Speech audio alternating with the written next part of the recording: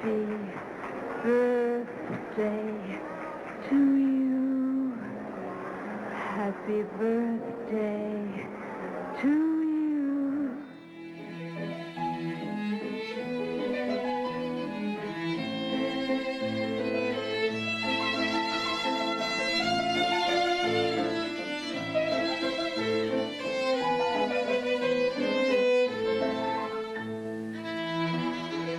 Welcome to Cineversary, a podcast that celebrates a milestone anniversary of a masterful work of cinema. Each month we send happy birthday wishes to a different film currently observing a joyous jubilee. That's everything from a 20th to a 100th anniversary. I'm your host, Eric Martin, creator and moderator of the Cineverse Film Discussion Group that meets weekly in the Chicagoland area. So this time around, we go back 8 decades to revisit arguably the greatest political and patriotic film ever made, Mr. Smith Goes to Washington, which enjoys an 80th anniversary this year. Like any good birthday party, Cineversary invites special guests to partake in the celebration. In this installment, I'm honored to be joined by one of the very best film historians and Frank Capra scholars, San Francisco State film professor Joseph McBride, who's authored many books on famous filmmakers, including Frank Capra, The Catastrophe of Success, Steven Spielberg, A Biography, Searching for John Ford, and Hawks on Hawks. Joseph and I will explore why Mr. Smith Goes to Washington is worth celebrating all these years later, its cultural impact and legacy, what we can learn from the picture today, how it stood the test of time, and more. Prior to my interview with Mr. McBride, however, I wanted to fill you in on the backstory of this month's featured movie, per Wikipedia. Mr. Smith Goes to Washington is a 1939 American political comedy drama film directed by Frank Capra, starring Jean Arthur and James Stewart, and featuring Claude Rains and Edward Arnold. The film is about a newly appointed United States Senator who fights against a corrupt political system and was written by Sidney Buckman based on Lewis R. Foster's unpublished story, The Gentleman from Montana. The film was controversial when it was first released, but successful at the box office, and it made Stewart a major star. Its original theatrical release date was October 17, 1939. Mr. Smith Goes to Washington was nominated for 11 Academy Awards, winning for Best Original Story. Considered to be one of the greatest films of all time, the film was selected by the Library of Congress for preservation in the United States National Film Registry in 1989, deeming it culturally, historically, or aesthetically significant. It currently holds a 95% fresh rating on Rotten Tomatoes, where its average critical score ranks an 8.23 out of 10. All right, let's have some fun by taking a trip back to 1939 and hearing the film's original trailer.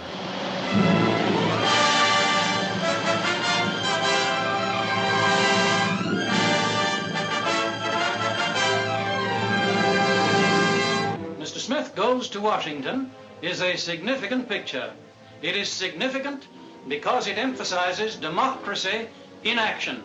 I consider it a real privilege and a real experience to have played even a minor part under the distinguished direction of Frank Capra.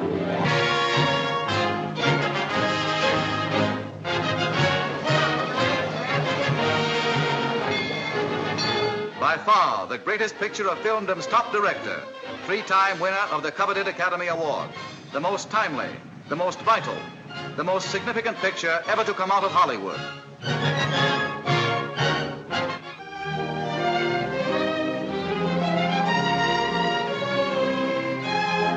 A homespun boy and a hard-boiled, worldly-wise girl in a picture carved out of the everyday lives of everyday Americans, with those inimitable Capra overtones of drama, laughter, and romance, plus the finest supporting cast ever assembled.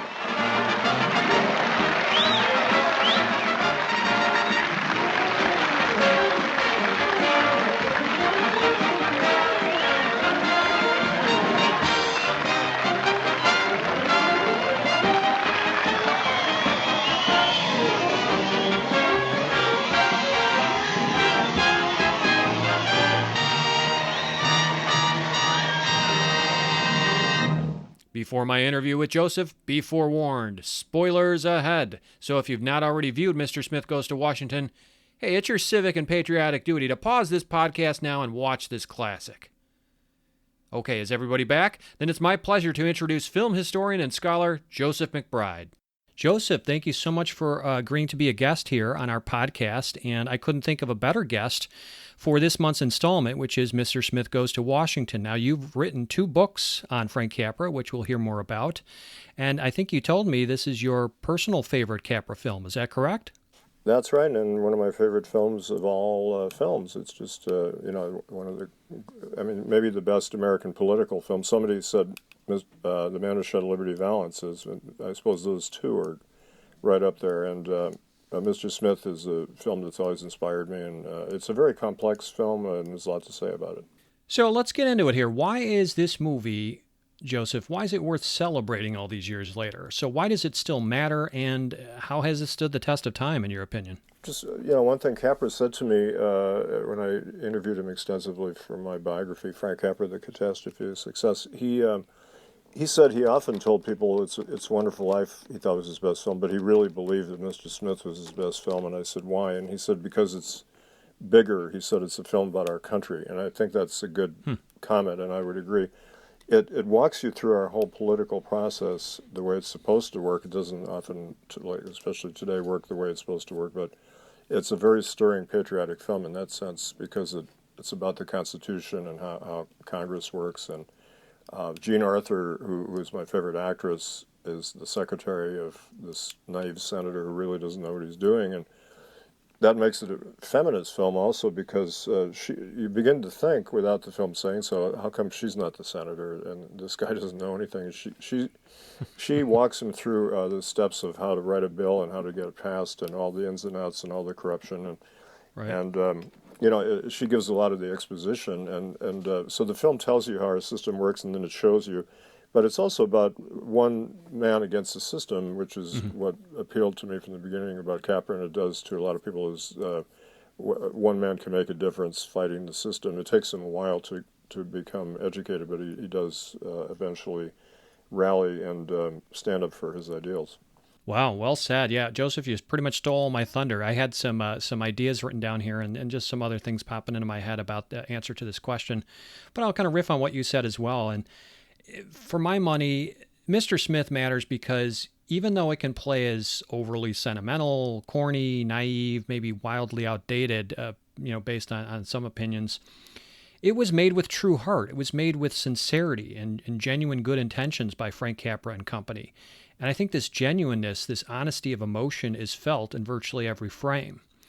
I think it also matters because it's one of the very few American films, to me anyway, that feels unabashedly patriotic. It's a political movie that isn't cynical or snarky or ironic. To me, this is kind of the textbook definition of a feel-good picture, one that put you through the emotional ringer and makes its protagonists particularly suffer in order to achieve those good feelings honestly. It certainly has great feeling and heart, and Capra was an immigrant from Sicily, and he loved America. He was truly patriotic, and later felt betrayed by his country when he was regarded as disloyal during the blacklist period, which was shattering for him, and part of the craziness of the blacklist. And one reason that happened was that the writer of Mr. Smith Goes to Washington, Sidney Bugman, was a member of the Communist Party when he wrote the film, which is a very interesting twist. And Capra worked with a lot of left-wing writers, and some liberals and some conservatives and some communists, and he got in trouble, guilt by association. But Bugman felt Capra never really understood what Mr. Smith was about, and they had a rather bitter argument about that.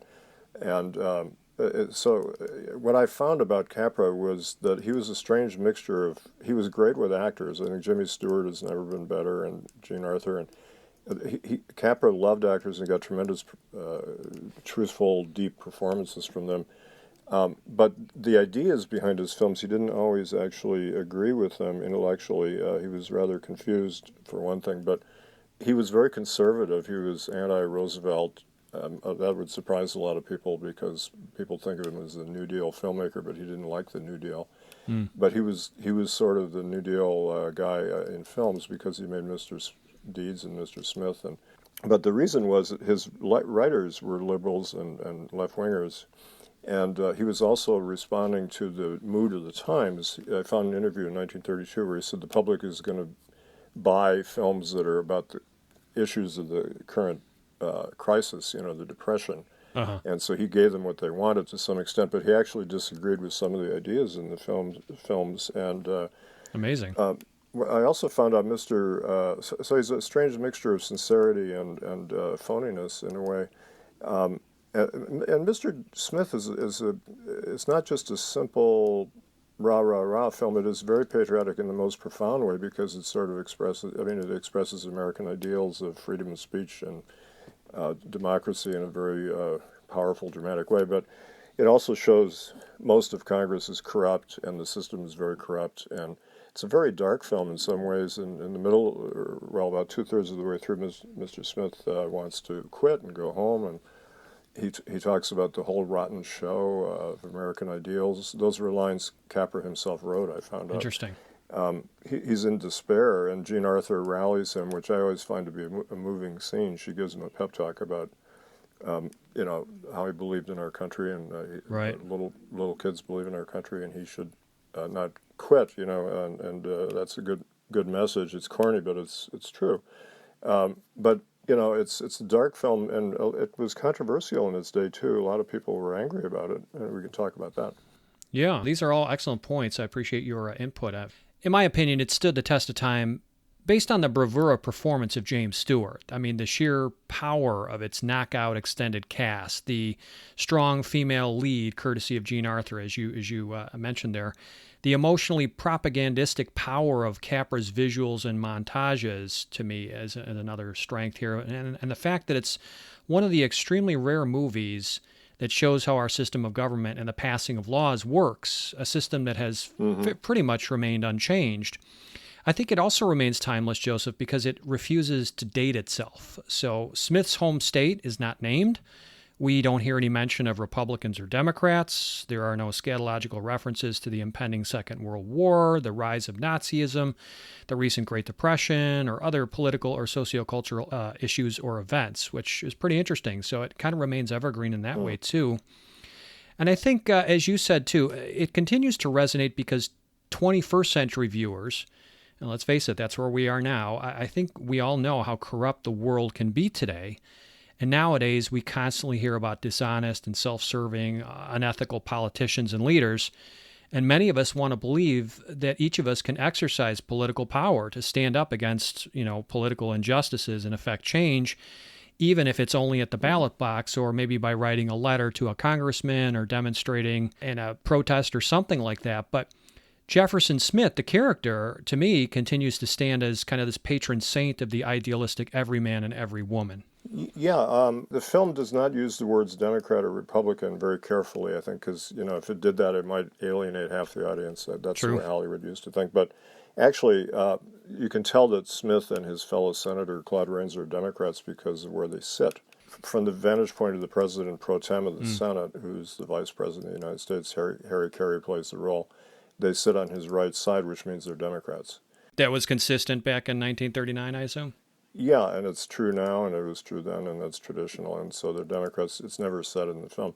But everybody else in Congress, well, just about almost, even Claude Rains is a fascinating character. He's a corrupt senator who Smith at first idealizes, and then he realizes he's sold out, and he's, as Capra said, the good man who is sold out. And I think Capra actually feels as close to Claude Rains personally as he does to Jimmy Stewart's character, who's the naive idealist. And one of my students made a really good point that changed my view of this film to some extent, that, I looked at Stewart's character as this wonderful idealistic guy. It's actually kind of shocking how little he knows about government. He becomes a senator. It's sort of a comical point that he's appointed as a stooge for this corrupt political machine. He doesn't know it, and he gradually wises up with Jean Arthur's help. But he doesn't even know anything about our government, and that's kind of appalling. No, but he seems to be a built-in politician because from out of nowhere comes this oratorial skill. Well, he's wonderful. Yeah, he rises to the occasion, and it's Capra's tribute in a way to the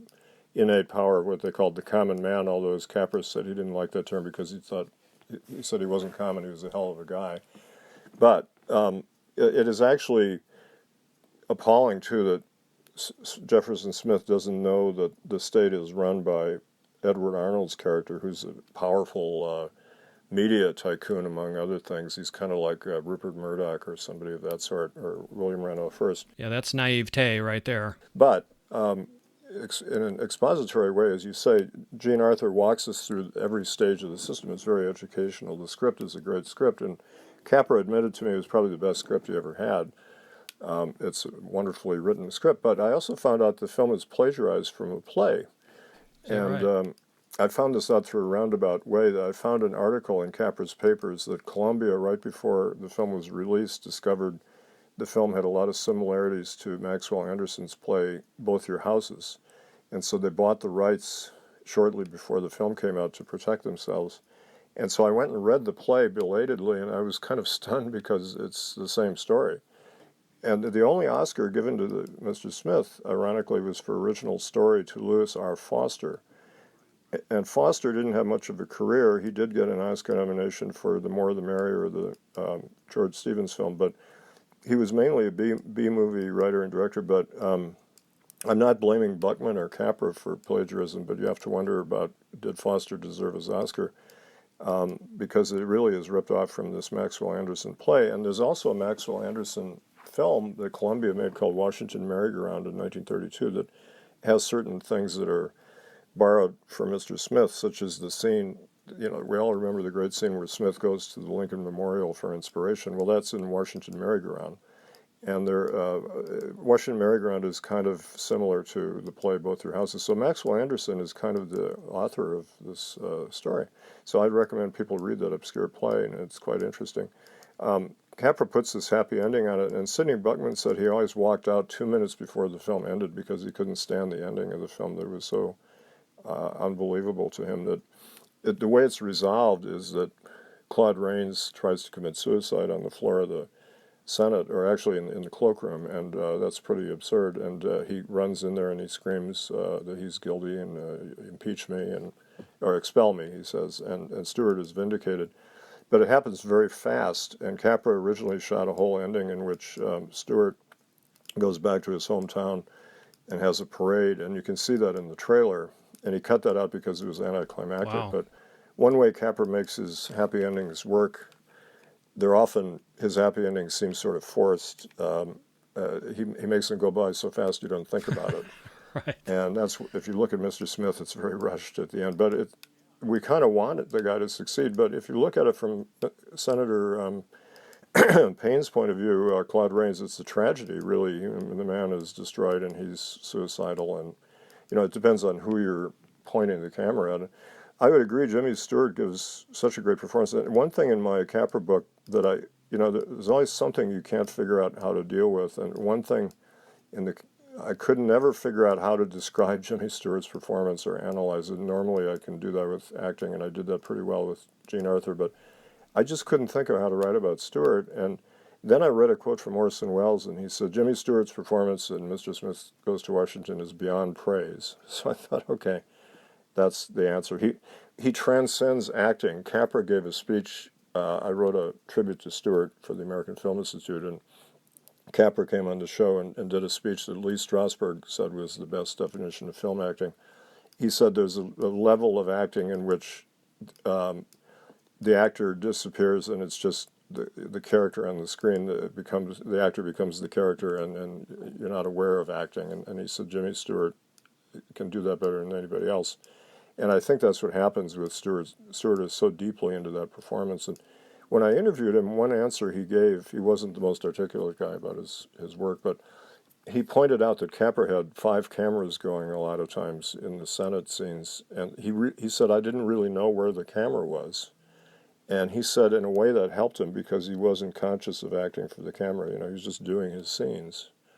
And so Capra had all these methods of kind of relaxing actors or getting them to just be themselves, and that's an example of that. Wow. Wow, fascinating recollections and anecdotes there. I really appreciate you taking an even deeper dive here and being, kind of a firsthand accounting of what the director and the star of this movie had to say about it. So thank you for sharing those memories. I want to dig into the next question here, which is, Joseph, what ways do you think Mr. Smith Goes to Washington was influential on cinema or popular culture or set trends in any way? Well, I can't think of too many other films that have been on that level of dealing with our political system because, I mean, there are political films, one kind or another, but a lot of times American films tend to shy away from the realities. Advising Consent is a good film about how the government works, gets into the nitty-gritty. And Okay. a lot of filmmakers love Capra. They're inspired by him in one shape or another. But, often when people use the word Capra-esque, they're referring to It's a Wonderful Life, with angels and that kind of thing. And I think there's another kind of Capra-esque, which is the gritty triumph over adversity stories like he does with Mr. Smith and some other films, Mr. Deeds Goes to Town. Meet John Doe. Meet John Doe. Where to me, I respond very viscerally and to the mood swings of the Capra characters because I kind of share that. And Capra was like that himself. That as I wrote a line for Jimmy Stewart on our Capra show that I wrote for the AFI that he has as many highs and lows in his films as a roller coaster. And he makes you earn those happy endings by taking it very low and then he takes you very high. And Truffaut said that Capra was a great healer because he said, I've often cried during the comical moments of Capra's films. Capra can make you laugh and cry very quickly, No question.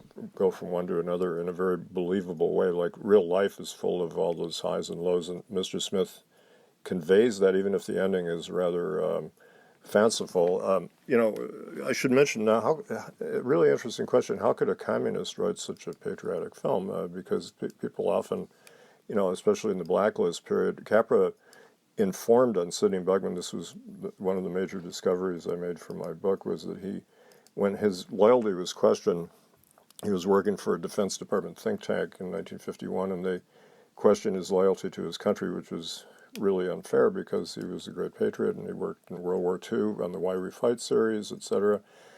But he had associated, some of the charges against him were ridiculous, like in World War II you were getting information from the Russians and you're favorable to the Russians. Well, they were our allies, that's, but after the war that was suspect. It's kind of crazy. But the charge that had some substance was you associated with many left-wing writers.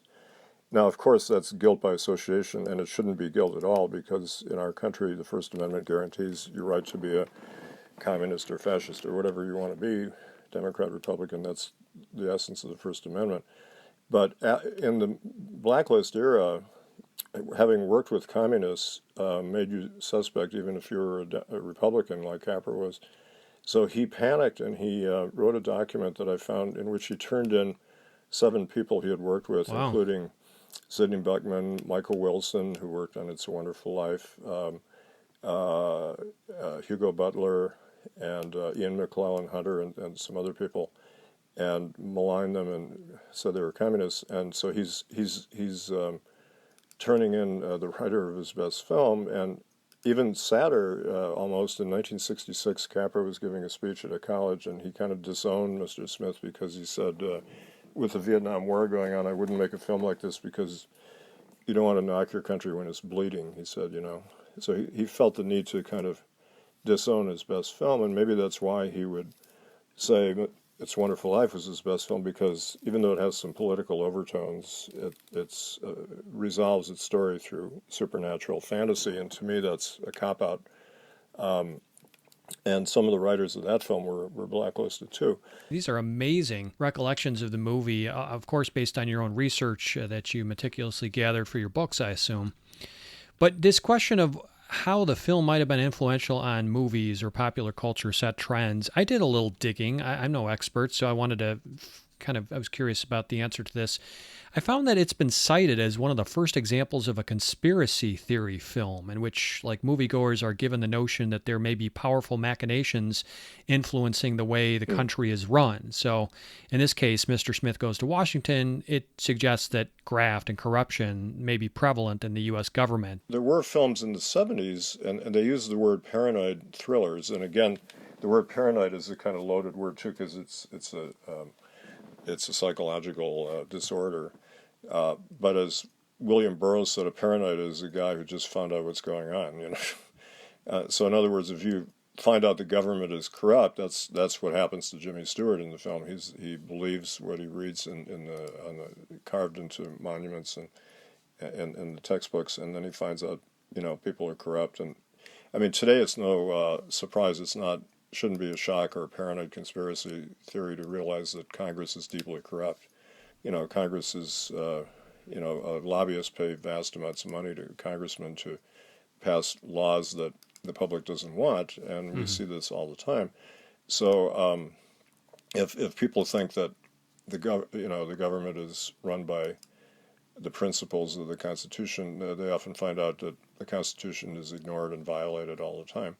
And that's something we should fight against, as Buckman said. And that's what's good about the film, is that it shows a guy who is not accepting this state of affairs, and he doesn't think it should be the case. And so it's an inspirational film in that regard. But it shows the great difficulty in fighting the system. They really try to destroy this Absolutely. guy. So I think you're right. It is, in a way, it's a precursor of, for example, Oliver Stone's JFK, which is a very controversial film. The public loved it, but it got attacked a lot in the media, and people use the phrase conspiracy theory, but he was reading my Capra book when he was promoting Is that right?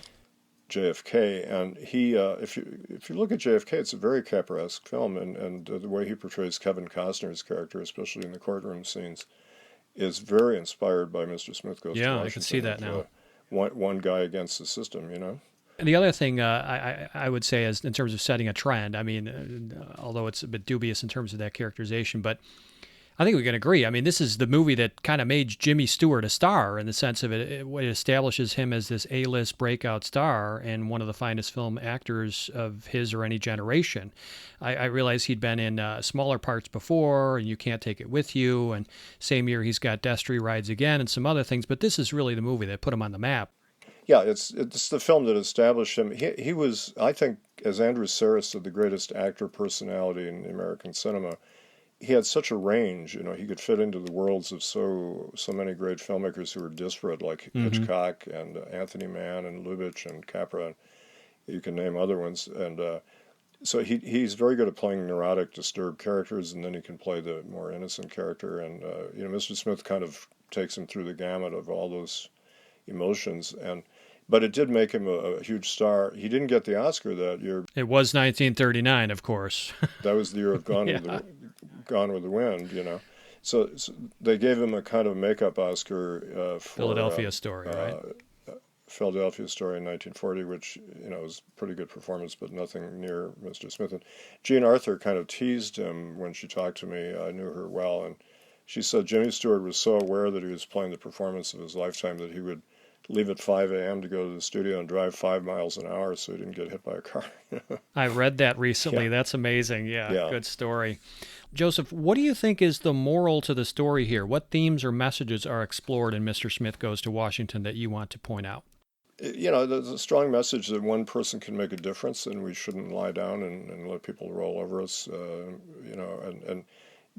key scene in the film is when Stewart confronts Claude Rains' character about the fact that Rains is corrupt, and he's working with this political boss who's putting through this pork barreling bill to make money for himself, and Rains is involved in this, and Stewart is deeply disillusioned, and that's a big part of Capra's films, is when the hero gets disillusioned and has becomes despondent and then has to fight back. And Rains says, Capra said to me, he said, always give your villains the best arguments you can think of, and that's a good argument, a good way to look at it.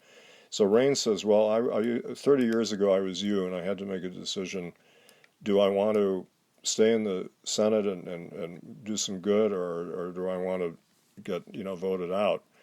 And so he said, I compromised. He said, you have to compromise. You have to leave your ideals at the door like you do your rubbers, he says. And it's very disillusioning, but there's a certain truth to that, unfortunately, that's the way Congress often works, is people sell out on certain issues so they can get their victories on other issues. And that's just the way the world works, and this film is very honest in admitting that. And I think the bracing honesty of the film is powerful, and then the fact that the guy can get his energy up and his idealism fired up with the help of Jean Arthur's character, who really is a powerful woman and strong woman. And Capra's films are very good in depicting strong women, especially in the 30s. Absolutely. As far as other themes, I think we can agree, right? Lost causes are the only causes worth fighting for. That's mentioned in the movie a few times. That's a great thing. I love that. The only cause Mm-hmm. worth fighting for is the lost cause, and Capra got that from Miles Connolly, who wrote a book called Mr. Blue in 1928. It's a novel about a kind of a messianic, innocent character, and he talks about the lost cause, and so Capra borrowed some of those ideas from Connolly. And that is a very moving theme because, even if you're going to go down in defeat, you should fight for your cause, and that's something we should all remember, Yeah, very inspirational message. Mm-hmm. Also, to me, another one that stands out is the maturation, the transitioning from childhood into adulthood, but without losing the enthusiasm and idealism of youth. So we see how Smith has this boyish innocence and childlike naivete about him, and how he's associated with the boys' camp and the youngsters who follow and who champion him. And by the end of the film, he kind of outgrows his aw shucks simplicity to some extent and that immaturity as a politician by choosing to stand up and above those who used to tower above him figuratively and literally. And he uses an eloquent, like adult voice in the last act and that filibustering scene that contrasts with how he spoke and carried himself earlier in the movie to some extent. And then consider how Capra continually frames Jimmy Stewart, often as lower in stature and subservient and smaller than his fellow politicians, and Taylor in particular, throughout the film, until Smith decides to fight back at the end, where suddenly he's literally looming larger in the frame and height and in respect as well. So I think that transition from childhood into adulthood, but maintaining that kind of boyish or childish kind of enthusiasm is important here. Yeah, that's a big theme in the film, and that connects with the idealism, innocence theme. One last theme I wanted to just address here is idealism versus cynicism. So to me, it's easy to chuckle at the unintended corniness built into this film, like, the flag-waving romanticism, the unabashed moral righteousness. I like these concepts and ideals. It's just, in a movie that's 80 years old, sometimes it can be a little hard to take it seriously. But it's easier to gravitate to today's more widely accepted pessimism and skepticism and sarcasm, which are continually pitted against Smith's optimism in the movie, even in the form of Jean Arthur, for example, and some of the other journalists. But yet, to me, it's hard to be unmoved by Smith's earnestness and his simple values, which make people feel nostalgic for a bygone era and a bygone time and mindset. So, fortunately, Smith's idealism is balanced by the cynicism that we see in Clarissa and in Diz, the reporter. And I think that the fact that the ending is ambiguous, there's no clear victory in the sense of, hey, we don't even know if Taylor's been truly defeated, and even if he was, someone else would fill in his place. It ended so quickly and abruptly, as you said.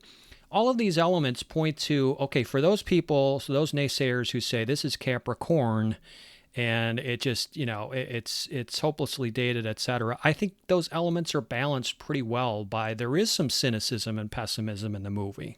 Yeah, I don't mind what some people consider sentimentality in Capra. I think it really works well, and I'm very moved by his earnestness, and that's what, he doesn't play it with tongue-in-cheek like some actors might do to show that they're hip or above the character or whatever, and Capra's not above the character. He loves the guy's boyish earnestness and patriotism, and but he also makes fun of it. There's a kind of a strain in Capra that took me a while to understand when I first got into him, that he has wise guys and cynics all through his work. Like Jean Arthur is quite cynical, Dismore is cynical, and in other films, characters like Ned Sparks and character actors like that are often making sarcastic, cynical remarks, and then like they're making fun of the hero for being naive. And at first that sort of jarred me, but I realized that Capra had two sides in him. That's why when I wrote my biography, it was such a fascinating, arduous job, 7-year work, including a 4-year legal battle to get the book out, that Capra was Dostoevskian kind of figure. He was a very complex man, and he had, as I say, he didn't really believe, consciously in the values of some of what he was saying on film, but he could tap into the feeling of being a common man, a poor guy, a working man, because he had lived through that, but it embittered him. And President Kennedy once quoted Somerset Maugham, who said, "Suffering does not ennoble, it embitters." And some people are ennobled by suffering, but in Capra's case, it embittered him, and he was very angry at being treated like a nothing or treated with bigotry as an immigrant. And he wanted to show people, and he was full of rage. And he also felt, I made it, despite my humble beginnings, and Capra became very wealthy. He was embarrassed by that and wouldn't even admit the truth, but he became wealthy promoting the common man, and there are a lot of contradictions in this. And so I spent years exploring this, and so that's built into the films, and that's one reason the films work, I think. And if it was all sentimentality or the guy being sentimentality means false emotion, but sentiment is different. I mean, honest sentiment is good. But one way Capra makes that palatable or work is to juxtapose it with cynics making fun of it, and then Jean Arthur's character is moved, despite herself, by the honesty of this man and the sincerity of this man, and she lets out her kind of inner feelings that she's been suppressing, and that's very powerful too. And so Mr. Smith is a dark film, but Mr. Smith is somewhat more realistic. They both have endings that are kind of fantastical, but the one in Wonderful Life is supernatural, and Capra kind of, one effect it had on him, Mr. Smith was so controversial, got attacked by a lot of politicians and press people, even though the public loved it and some reviewers loved it. He became more timid after that. He made Meet John Doe, which is a fairly gutsy film, but that sort of cops out at the end. And after the war, he stopped making films that were really about our political system or realistic films. He made fantasy films or kind of retreads of his old movies, and he really collapsed as an artist after the war. And so Mr. Smith is sort of the high point of his career. Yeah, that's a good way to put it. In my opinion, at all. Right. Wonderful Life has a lot of qualities, but it's not as good as Mr. Smith. I think that's the apogee of Capra's work. And Jimmy Stewart had a good comment to me. He said, I think one reason Capra had trouble was that he left Columbia, that he said it was a good setup, even though he was fighting with Harry Cohn, the head of Columbia, that Capra thrived in the major studio system, and Capra kept thinking, I want to be independent, and that's a panacea, and it proved not to be a panacea. And Stewart said that was the root of Capra's problems, and that's part of the root. Yeah. The other is political, that he betrayed his own principles after his adopted country betrayed him, and he felt kicked in the face by his country, and then he retaliated, blamed his writers. Basically, he kind of implicitly said, my writers made me do it, Yeah. and don't blame me. Wow. And so he actually said, I will not work with liberal writers anymore. And if you don't work with liberal writers, that really cuts off about 95% of Hollywood. Oh, this is fascinating stuff, Joseph. So my next question is, who do you think Mr. Smith Goes to Washington appealed to, let's say back in 1939, and who do you think it appeals to today? And if that appeal has changed, what does that say about the film's impact, influence, and legacy? Well, I was just thinking when you said this, there was an article in the 70s in a magazine. They interviewed a lot of politicians in the United States and other countries about Capra, and a lot of politicians said they were inspired to get into politics because of Capra. Amazing. And I remember two of the people who said they were inspired by him were Jerry Brown, the former governor of California, and Nasser, the president of Egypt. That's the range of kind of people who love Capra. And it doesn't, in other words, when you see Mr. Smith, it wises you up about this is a tough business. You better be prepared for being maligned and attacked, etc. But it's inspiring, too, because it says one man can really prevail if you have honesty and integrity and fight for your beliefs. And so that appeals to politicians. Who it appealed to in 1939? Well, some of the reviewers recognized those qualities, and Jimmy Stewart's performance was universally acclaimed. I think Jean Arthur never got as much acclaim as she deserved because, if you look at the film again, I began noticing that for the first hour or so, she carries the film. She does most of the talking. That's a good point, yeah. As much. She says an awful lot, and she's the one who, it's a very educational film. If you showed it to somebody, I'm going to show it to a class on films about American history, somebody who knows nothing about our system, for example, you could figure it out from watching that film, because she says, okay, here's how.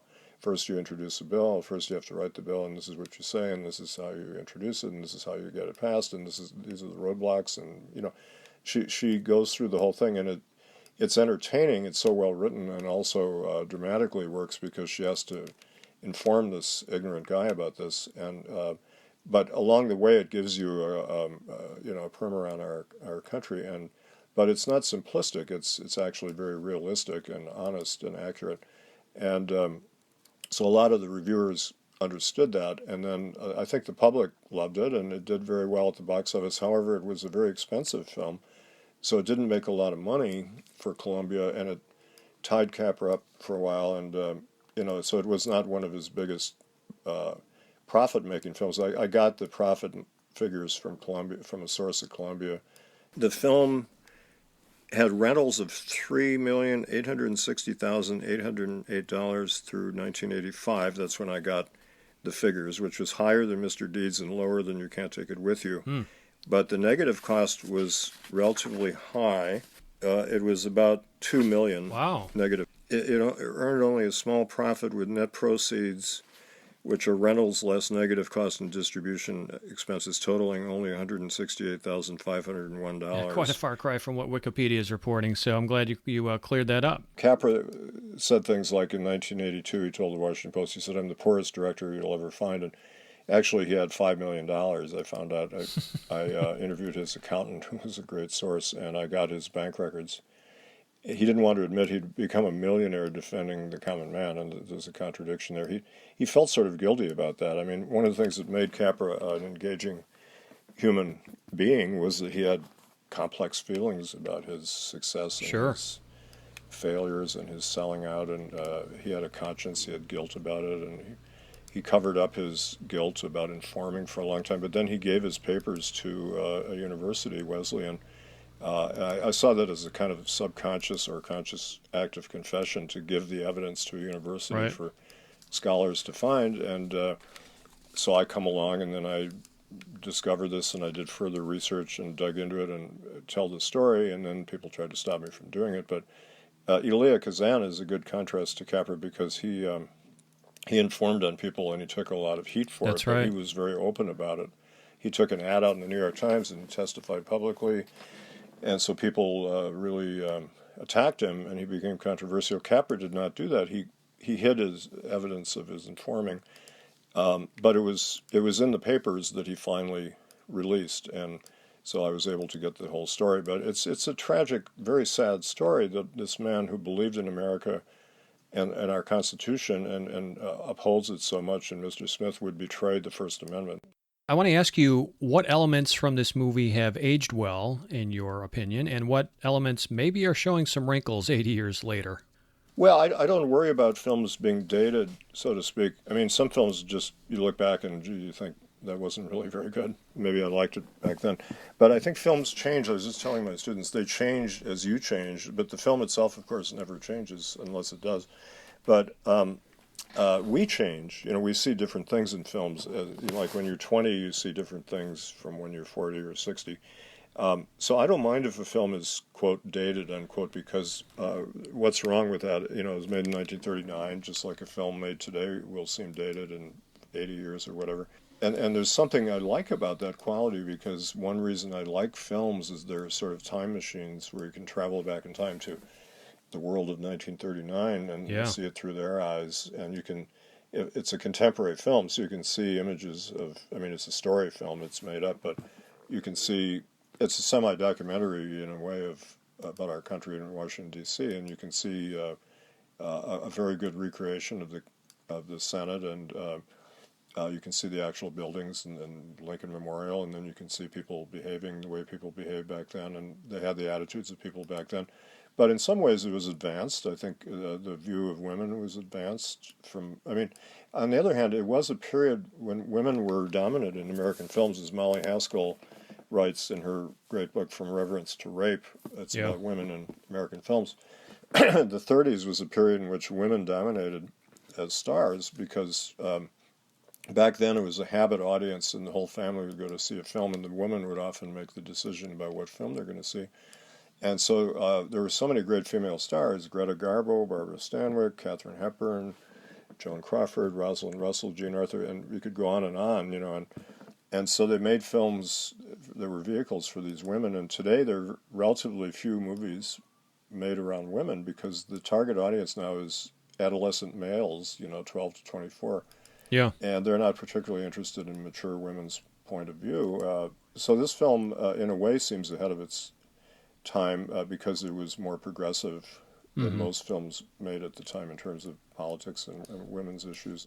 Does anything stand out, though, as kind of dated to you, or like a real kind of fossil of its time, perhaps, that doesn't stand up so well? Well, you know, I love it so much I have very few reservations, except, I mean, there are some things that are sort of, as I say with Capra, that are contradictory and incoherent in his political point of view.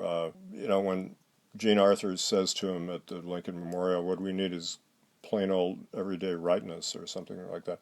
That sounds kind of strange. It sounds like a kind of reactionary thing to say, but the scene itself is very moving, where she's bucking up his courage, and it's done in silhouette. It's very beautifully shot and directed. And the ending is a problem, and I could recognize that now. It didn't bother me for a long time, and now I can see the phoniness of the ending. That it's really a Deus ex machina for the you create this situation which the guy paints himself into a corner. He gives this great speech, and his from back home they send all these telegrams against him. You know, the machine has gotten people to turn against him, and the press is against him. But his fellow senators are moved by what he's saying, and then he collapses on the floor of the Senate. It's sort of like he dies almost. And then the senior senator runs out and says, "Expel me, I'm the guilty one." That's a Deus ex machina, like in the Greek tragedies. So in a sense, the real ending of Mr. Smith is that this idealistic crusade fails and he collapses on the floor of the Senate and everybody turns against him. That's a very bleak ending. That's the way the play ends, Both Your Houses, that they stole it from. But, you know, movies, Capra himself wrote in 1951 in a government document that the happy ending is an American characteristic, he said. We have this obsession with happy endings in our country. In Europe, they're not as obsessed with that. Often European films have a darker ending. Orson Welles pointed out that even a 30-second, well, let's say a 30-second or a 60-second commercial in America has a happy ending. You know, like it starts out with a guy at a party, meets a beautiful woman, and then he has bad breath, and she, you know, makes a face, and then he goes home and gets Listerine, and then he comes back and he meets a beautiful woman. Happy ending. Orson Welles, the gift that keeps on giving, yeah. Funny. Wells said another thing. He said, this applies to Mr. Smith pretty well. He said, if you want a happy ending, that depends, of course, on where you stop your story. If you stop Mr. Smith when he collapses on the floor of the House, that would be a really devastating film and might not be embraced by the public as much as it is today. It's a fun, cute ending, but it works because Capra makes it work because he shoots it so fast, and that's right. And it's so amusing, but you don't think about it. But when you reflect on it, this is a pretty absurd ending, actually. Sure, but to me it's above criticism because, again, it's just so masterfully done, and it's just so abrupt that it leaves you feeling good. This is a birthday celebration, after all, 80th birthday of Mr. Smith Goes to Washington this year. To me, birthdays are about presents, yes, but I think it's the fans who continue to get the gifts. So, Joseph, what is this film's greatest gift to viewers? What do you think? I suppose the love of what our country really stands for, and we have a great Constitution. And when the Constitution was written, a woman asked Benjamin Franklin, "What kind of a country have you created here?" And he said, "A republic if you can keep it."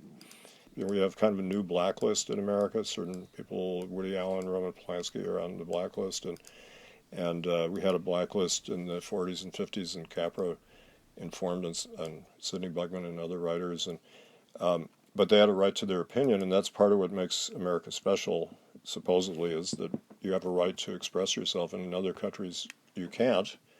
But it is a risky thing to do, even today, and it was risky in 1939, and that's what the film is about.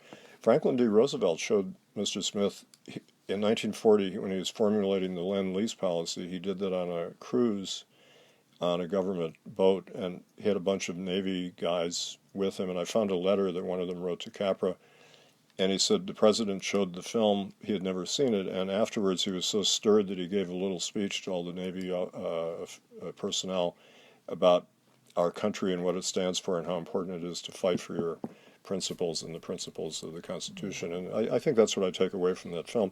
And there's nobody who embodies that better than James Stewart, who gives one of the all-time great performances of any film actor, I think, in that film. No question. He represents the American principle, and Jean Arthur, too. They stand for what our country believes in, and it means a lot to me as an individual, and I think it does to a lot of viewers. Yeah, well said. I had some thoughts here in terms of greatest gifts. I tried thinking about this, and I think my answer is trifold. We can agree. Jimmy Stewart's performance, this is arguably his best. It's particularly memorable for how it shows like a gradual transformation from like a folksy young innocent to a beaten down but roused patriot. And thanks to his impeccable ability to display a wide array of believable emotions, he really sells it so well. And we feel what Smith feels, and that's a testament to the power of Stewart's acting and Capra's direction. Secondly, it's a movie that makes it feel acceptable to be patriotic. And that can sound kind of really outdated and corny today, but it just feels good. So when you think of movies like Yankee Doodle Dandy or Young Mr. Lincoln or Sergeant York and a few others from Hollywood's golden era, this movie celebrates Americana and the best that this country has to offer. Yeah. And lastly, we barely touched on this, but this is an important point. Another gift that just keeps on giving is the stellar extended cast. Now, this is one of the deepest rosters ever assembled.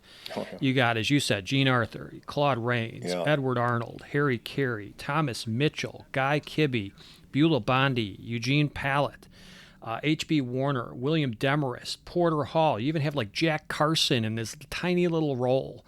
What an embarrassment of riches, right? Capra was so great with supporting actors, and when I wrote the AFI salute to Capra, we did a montage of small parts in his films, and there's an old British saying, there are no small parts, only small actors. In other words, in England they have a tradition, great actors will play small parts. In America, people tend to think it's a come-down, but Capra, what he said, and I think this is very stirring and part of the key to why he's a good director, is that he said, I treat every actor as a star, no matter how small the part. If he has a 1-minute part, I treat him like a star. And the actors felt that, and he always gave them great business and great lines of dialogue. And he shaped little bit parts so that the person really comes alive, even if he only has a brief time to do that. And those people you mentioned all shine in this film. But they had a great roster of people like that in Hollywood in that period. And Thomas Mitchell probably had the greatest year of any actor in 1939. Oh, amazing when you think about it. Gone with the Wind, Mr. Smith. Yep. He won the Oscar for Stagecoach in the That's year right. Gone with the Wind. He was in The Hunchback of Notre Dame and also Only Angels Have Wings in one Incredible. year, can you imagine? What a year. Yeah, it's full of riches in terms of the acting, and it just has it all. I mean, it's one of the great masterpieces. And but Jimmy Stewart's performance, and you said it very well, and I really had trouble saying it in my book because it's sometimes things are beyond praise, as Orson Welles said. How do you praise perfection? You know, this guy, when he gives the great filibuster, it's one of the classic moments of film acting. I ask every guest this question, and I'm really curious to hear your perspective, but do you think this movie is still going to be watched in some capacity, even as a source of study, I assume? What's going to happen if Mr. Smith Goes to Washington 80 years from now? What do you think? Well, let's hope we're here 80 years from now. You and I won't be, but let's hope the planet is still here, and that's a matter of question. One of the problems with film right now, although it's exciting in a way I tell students, is we don't really know what's going to happen in 10 years, 20 years to the medium of film. Because it's not even, most films are not shot on film anymore, they're digital. I mean, a lot has changed, and the theatrical market, a lot of students don't even go to films in theaters anymore. They watch streaming things or they watch YouTube videos, and there's a kind of a lack of knowledge of the past that is disturbing to me since I'm a film historian by trade. And Peter Bogdanovich said he doesn't like the phrase old movies. He said only in film do we use that term. He said, you don't say, I'm going to listen to an old symphony, or I'm going to read an old novel, or look at an old painting, but people say, I'm going to watch an old movie, and there's something derogatory about that. But why should there be? If it's a great movie, it's a great movie, and it stands the test of time if it's great. And the fact that it portrays an era that's gone is part of the interest to me, and it should be to other people. But film, I think, is a kind of ephemeral medium in a sense. Hitchcock once said, in 100 years it'll all be cornflakes in a can, which is a sad thought. But we've lost about 90% of silent films, and a lot of even talking pictures have been lost, and negatives of, like Citizen Kane negative was lost in a fire, and The Searchers doesn't look the way it did when I first saw it because the color is deteriorated, and it's an ephemeral medium to some extent. So we just hope the film will survive and the world will survive. But I was thinking that there's a story, and I've always wanted to know what story this is, but I read it a long time ago, that some aliens come to Earth and they find a can of film, and they think, well, everything else is destroyed, and they wonder, well, like, how could they have destroyed this world? And there's just a can of film left, and they put it on, and they figure out how to show it, and it's a Laurel and Hardy film.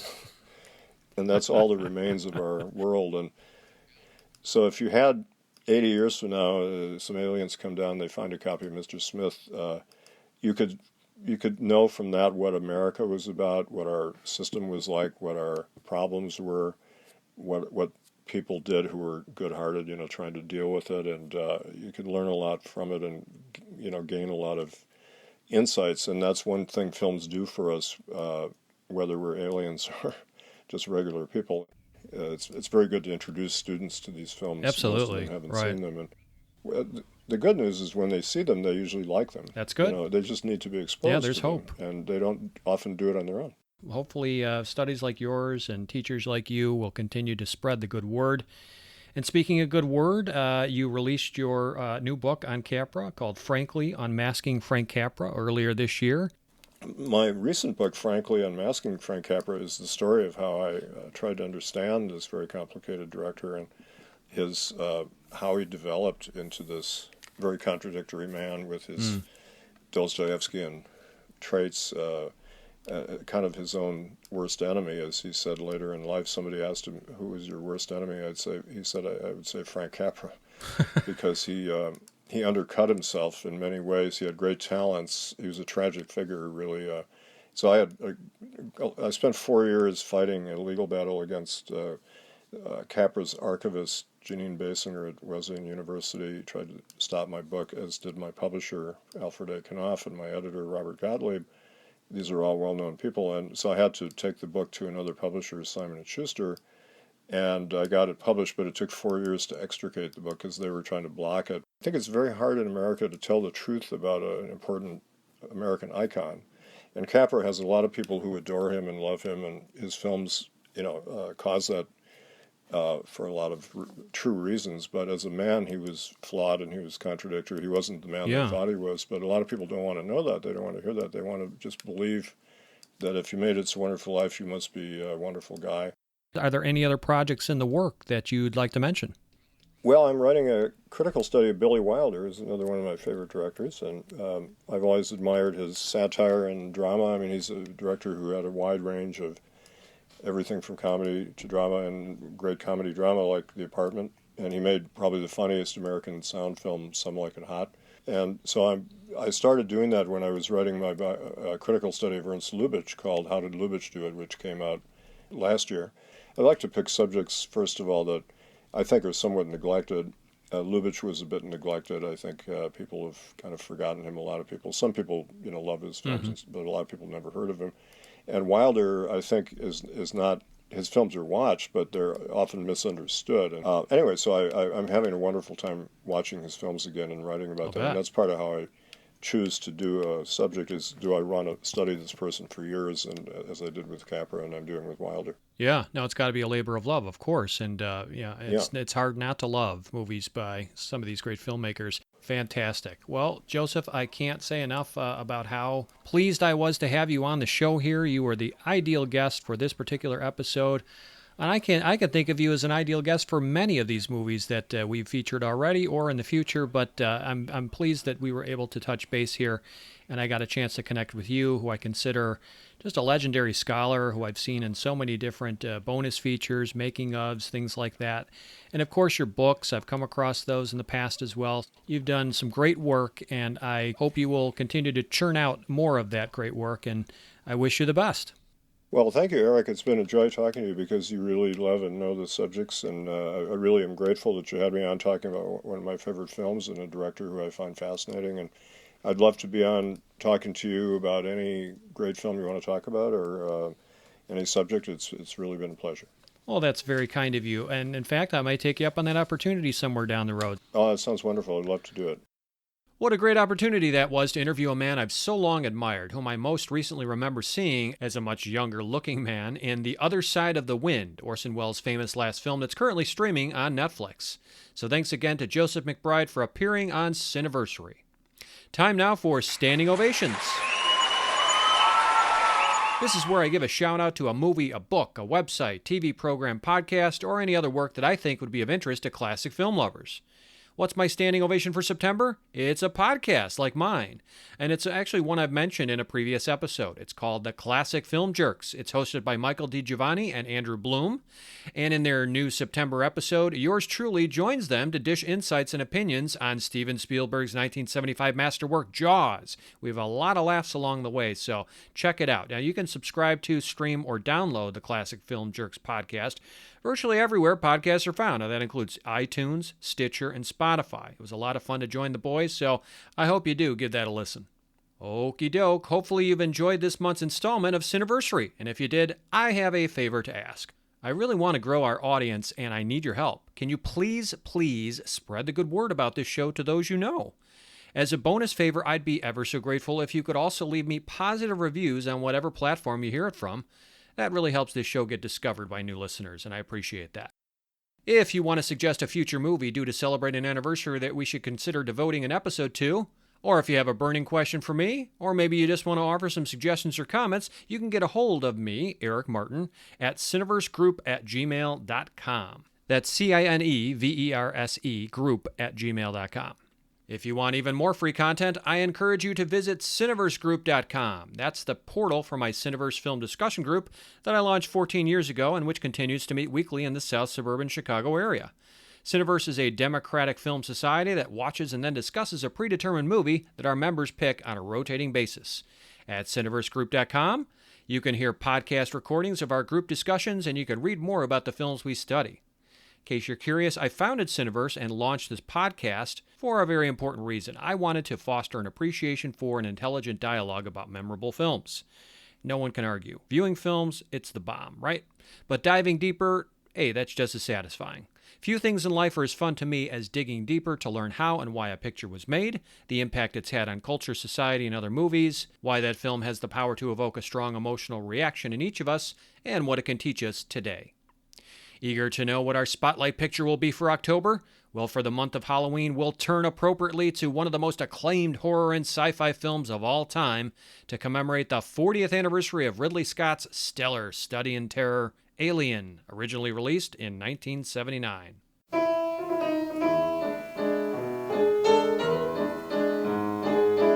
This has been your humble host, Eric Martin, reminding you to butter up that popcorn, live a big screen surround sound life, and cherish those classic movies. Here's a secret, they're not getting older, folks. They're getting better. Thanks again for giving us a listen.